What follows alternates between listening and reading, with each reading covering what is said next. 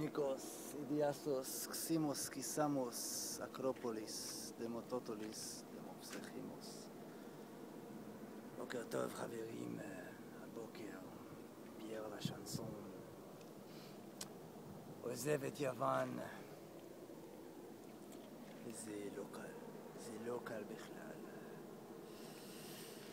כי ביוון, כמו תמיד שפייר נמצא בחול, למשל הביקור האחרון בשוויץ, פייר נזכר מה המשמעות ומה הטעם של החיים. וכולנו יודעים שהמשמעות של החיים זה לעשות אהבה. כל רגע של האקזיסטנס. לעשות אהבה עם היקום. אני לא מתכוון רק אהבה עם אישה.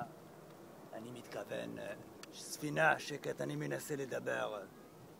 אני מתכוון לאהוב כל רגע של הקיום. זה למוזיקה, זה לאוכל, זה לחיים הטובים, לדולצ'ה ויטה. אז אני חושב שהגיע הזמן שפייר ייקח את עצמו ואת האינטלקט הצרפתי שלו ויעשה הגירה למקום אחר. עם בת זוג, בלי בת זוג, זה pas possible, זה לא משנה. העיקר להמשיך לנוע, in constant motion. אז עד כאן פייר לשנסון מדווח מיוון, איפה שהמסיבה מעולם לא נגמרת והחיים פשוט יפים.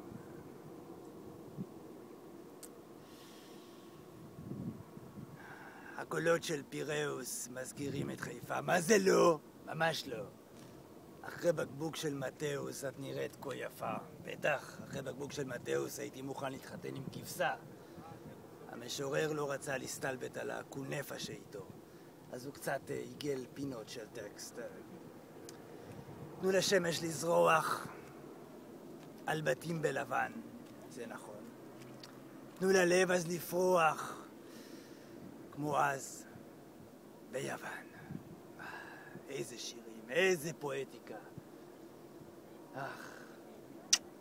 À tout à l'heure. Ciao.